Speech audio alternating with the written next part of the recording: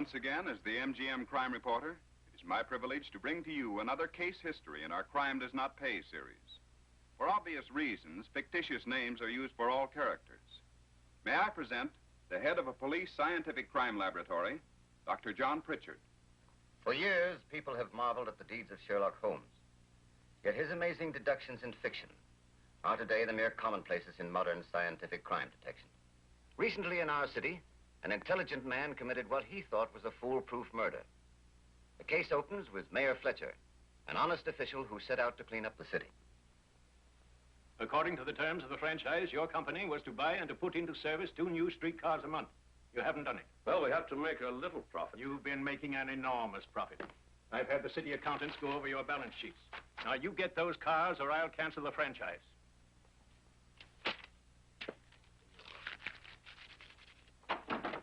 Your Honor, the fire chief says it's okay with him if you'll let me keep my job in the department. You see, I'm due for a pension in 10 months. You're lucky I'm not prosecuting you. You don't seem to feel that taking bribes is crooked. But look, Your Honor, That's all, Stover. You're out of the department for good. You've been a menace to the public safety long enough.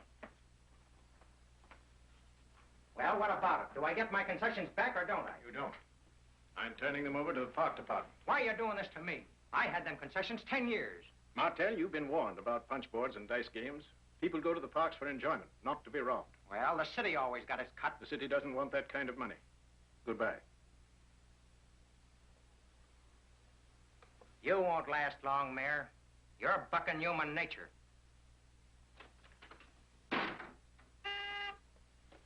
Yes? Jimmy Stark's crime broadcast is on the air. All right, thanks. You may go now, Miss Matthews. I shall be working late tonight. Yes, sir. That was the setup in the cleaning and dyeing racket. Through the mayor's efforts, we smashed it today with 14 arrests. This is just the beginning of our war on racketeering. You'll see new arrests every day from now on. Criminals who prey on industry are going to be wiped out. and he'll do it, too. Every small business will be protected. Every racketeer jailed. I think we'll really get a break this time. Mayor Fletcher is an honest man. He's cleaned up every city department, and now with the arrest of the 14, we've broken the cleaning and dyeing racket. Good thing for the city. We've still got a few men like Jimmy Stark. They are now behind bars. And I can confidently say that the owners of small cleaning shops are now freed of paying tribute to racketeers. Yeah? I notice we're still paying off, just to keep in business. The only ones they've arrested are the little guys, like my kid brother. What about Big Matty and the syndicate?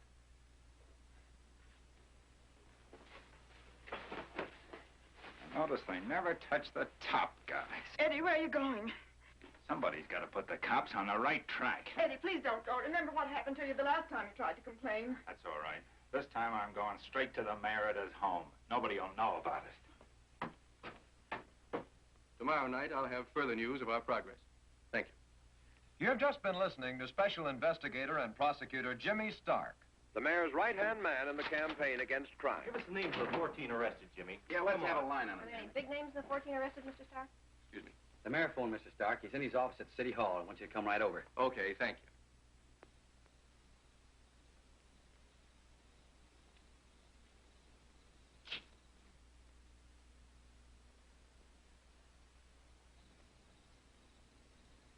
Well, working late, eh? Yes. Sit down. Hello? He's still here, dear. All right, dear. I'll take care of it.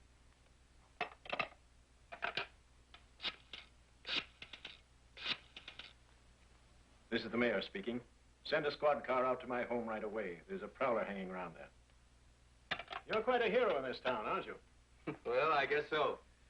People like to see crooks get theirs. I've got all the decent element behind me, like the Reform League. I'm going to sweep this town absolutely. Hold it. You're not on the radio now. You know, I happen to be sincere about cleaning up this city. Well, so am I, absolutely. Well, let's see what you've done. You've arrested a few hoodlums and pool room loafers, all small fry. What about the cleaning racket? I'm coming to that. You haven't touched any of the top men, only the unimportant ones.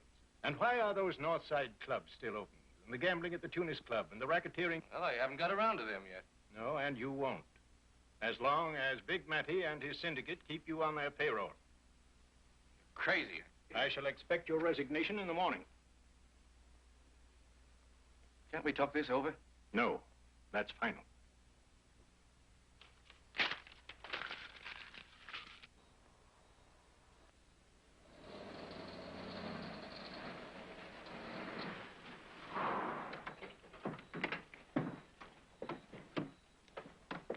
What are you hanging around here for? I want to see the mayor. Well, the place to see the mayor's the city hall. You got any identification? You own your own business? Yeah. You shouldn't be hanging around the streets like this. You better beat it.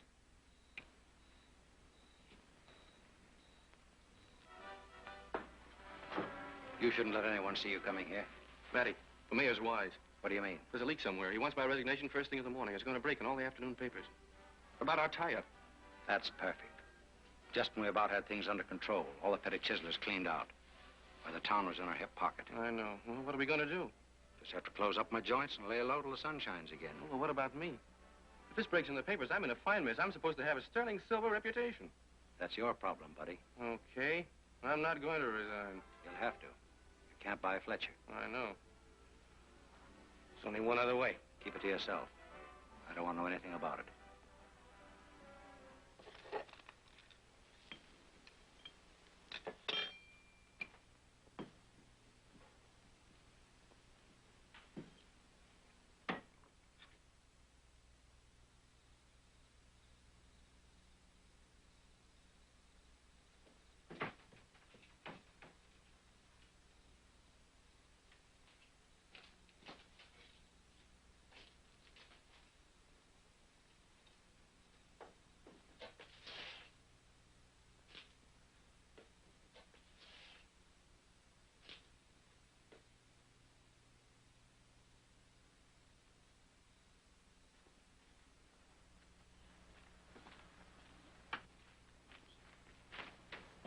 Bye, dear.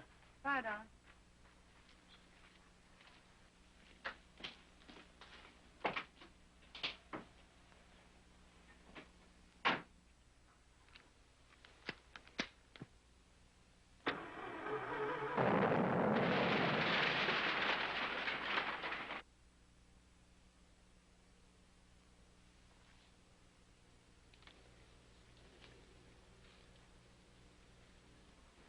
Here's a small piece of wool we'd better take. Caldoni. Yes, Doctor. Have one of your men get all of Fletcher's clothing and take it over to the laboratory, including the suit he was wearing when killed. All right. Where do you think the bomb was placed? Well, judging from the direction of the wood splinters we found in his body, I should say it was attached underneath the floorboards of the car. Pretty bad, huh? You said it. Someone had powerful reasons doing a thing like this. Only maniacs kill that way. Did you find anything? Don't know yet. Bombing kind of removes any clues, doesn't it? You never can tell. Excuse me, Chief. What is it? We had a prowler called last night. There's a kid hanging around here. Did you bring him in? No, he wasn't a vag. He seemed all right, so I sent him on his way. Get his address? Yes. Pick him up and take him to the homicide office. Very good, sir. That's right. I was with the mayor last night. His wife phoned and he said he'd send around a prowl car. Looks like a quick break. Yes, doesn't it? Maybe.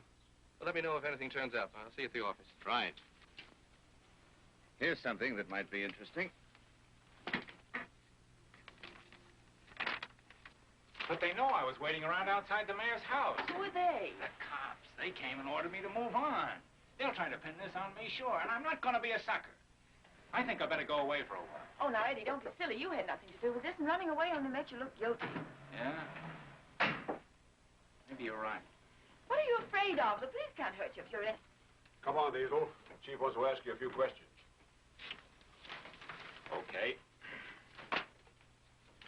Don't worry, honey. I'll be back in time for dinner.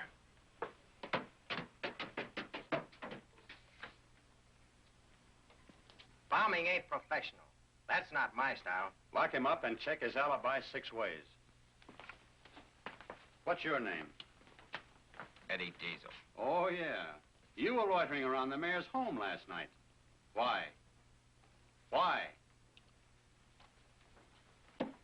My own reasons. They better be good ones. I can't say much tonight. My friend, the mayor, is dead. Murdered by the forces of crime. But it shall not stop his plans. They will be carried out through me. I will fight all racketeering to the finish, no matter what happens. Thank you. You recognize these? Why, sure. They're mine. How'd you get them? Come here. I want you to look through this microscope. That's a magnified thread taken from those trousers of yours. Now take a look at this one. They look the same. They are the same. Identical. We compared them for the number of fibers, measured the undulations, and they match. Tested both chemically, and they both have the same dye. That last thread you looked at came from the door of the wrecked garage. And it came from his trousers, didn't it? It's possible. Come on now. You were around the garage, weren't you? Well, yeah, sure I was. But you didn't mention it to us. Well, I figured it'd be hard to explain. There are a lot of things you're going to find hard to explain. Let's go. Well, I guess that just about ties him up with the murder. No. All it proves is that he was near the garage and brushed past it. Well, now, look, Doctor, his brother's in jail for being mixed up with a racket. This kid's probably tied up with it some way. He was acting suspiciously near the mayor's home. He was near the garage. You proved that. Wouldn't you say he might be guilty? Well, if he is, we'll prove it. Well, I'm having him indicted today for Mayor Fletcher's murder.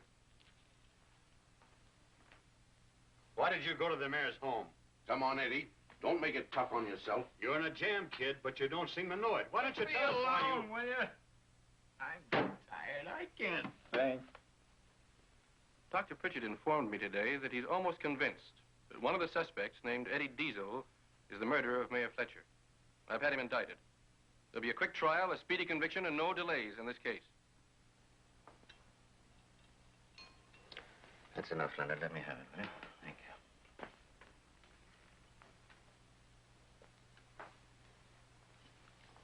Thanks very much.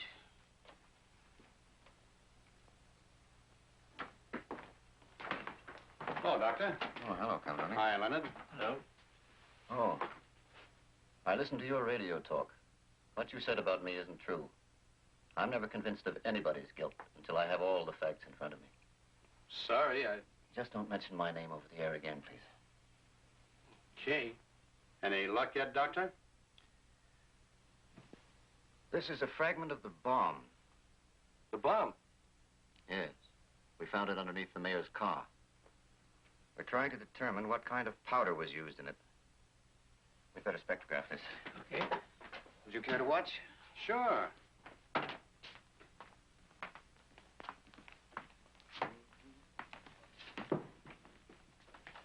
What's this machine? A spectrograph. Place the evidence in the hollow point of this carbon pencil. Is that all you need, just a speck of dust? That's all. A speck of anything. Steel, paint, dust, anything. Now watch. The material is burned under a terrific heat in the lamp house. The flame causes a spectrum there. A series of tiny vertical lines. And they're reflected back here to this camera, where we now have a photograph. In other words, you can take a sample of anything and find out exactly what it's made of, and how much of each element goes to make up the whole. Huh. That's a new way to catch a crook. Have this film developed as quickly as possible, will you, Leonard? Yes, sir. This is the photograph we've just taken of the powder flame. This band of lines is merely a chart, representing most of the known elements in the spectrum. We can now tell what chemical elements were in the powder. You notice how some of the lines match? K, that's potassium. Barium and vanadium triplet. Vanadium, that's good. Vanadium is put in by the makers just to identify the powder. Magnum. That bomb was homemade, and the killer had to use the powder from a lot of the new 38 Magnum revolver cartridges. Pretty clever, huh? No, not very. That's a new specialized type of powder and used only in that kind of cartridge. Get me a list of all the recent buyers of those cartridges and have them here tomorrow. Right. How are you going to test them? Examine the material under their fingernails, probably. Good morning. Morning. Well, pardon me, sir, but you don't need a manicure. It looks like you just had one. Never mind. Go over them once anyway. I have sort of a complex about my fingernails. All right, thank you.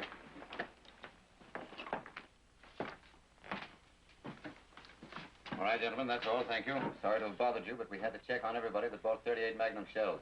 Okay, all right. Glad to be able to help you. I bought some of those shells. Except you better examine my nails. That's right. Your name's here. I don't think you'll find much. Oh, you're right. Have you checked on Diesel yet? Yes, not a sign of powder under his nails. Maybe he wore gloves. That's right. Maybe he did. I think I'd concentrate on him if I were you, Doctor. Building a pretty strong case against him. Oh, really? Not a sign of anything, eh? Not yet, Calhoun. That sort of leaves us up a tree. No, not exactly. Here's something here we haven't quite checked yet. Look through the microscope. Those are fibers taken from the burlap sacks we found under the mayor's car. Now, it's possible that the killer laid his head on that sack while placing the bomb. And if he did, there should still be some fibers in his hair. Bring the boy over here, will you? Right. Come on, Eddie. Sit down, please. What's that? Just a suction machine. We want to examine the dust in your hair. Wait a minute. Now, it won't hurt you. And I want you to remember this. We're trying just as hard to clear you as we are to convict you. All right. Thank you very much. Take him back, George.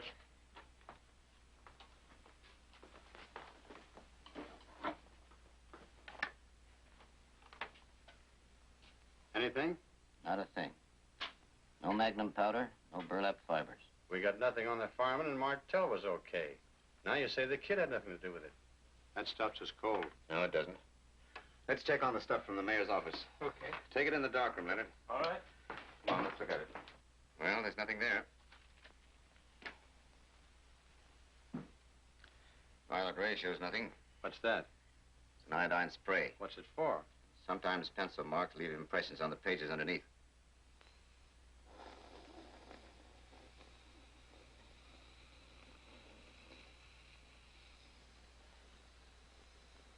Wanted Jimmy Stark to resign, eh? That's funny. Everyone thinks Stark is doing great work on the air. I thought he and the mayor were such good friends. They were. And the mayor must have had a real reason to fire him. So I better ask him a few questions. Now, wait a minute. It's a strange thing, but Stark seems so anxious to have that boy convicted. He had some magnum shells, too. That's right. And a fresh manicure. Are you willing to try something? Sure. Then don't tell Stark that the boy is innocent yet. And bring the boy over here right away. We'll need his help. All right. Better photograph that right away, Leonard. All right. The reason I called you is this. I think we've cracked the case. We found some grease on Eddie Diesel's trousers. And it matches the grease from the transmission in the mayor's car. Come on in. I want to show you something interesting.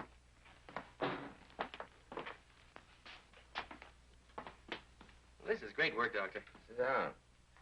I'd like you to say a few words over the air tonight. I can't leave here. I'm too busy. Well, you won't have to. That's just the point. Broadcast from the lab. I'll have them rig up a mic here. Yeah, we'll see.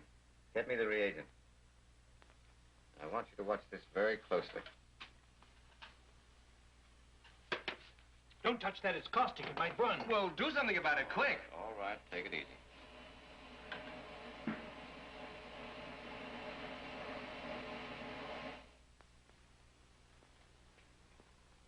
Uh-huh.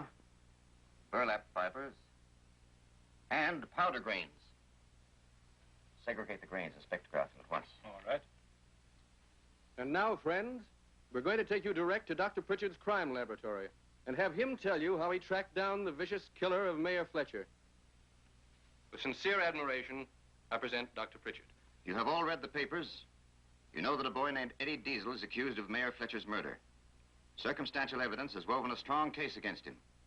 But scientific crime detection may yet prove him innocent. We believe we're on the track of the real killer. Our findings are not complete. We still have some tests to make. I can say this, however. We think we have now uncovered the real murderer by taking samples of burlap fibers and gunpowder from his hair. We are making the final and conclusive tests now. Thank you. Now, that's a photo, you remember, of the powder grains we took from the bomb. And this is a photo of the powder grains we found in Jimmy Stark's hair. Now, see how they match up? Same magnum powder. Well, that makes it tough for Stark. Those little black lines saved your life, Eddie.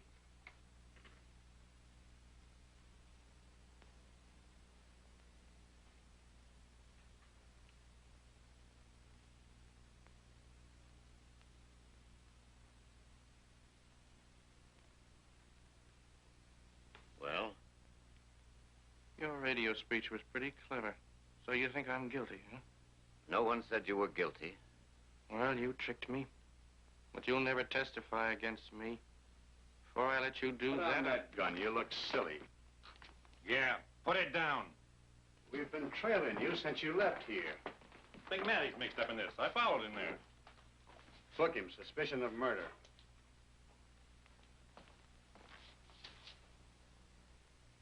And so, you see, these scientific weapons, the microscope, the test tube, and the spectrograph, are fighting beside the police against crime. It is a protection for the innocent and a powerful weapon against the guilty.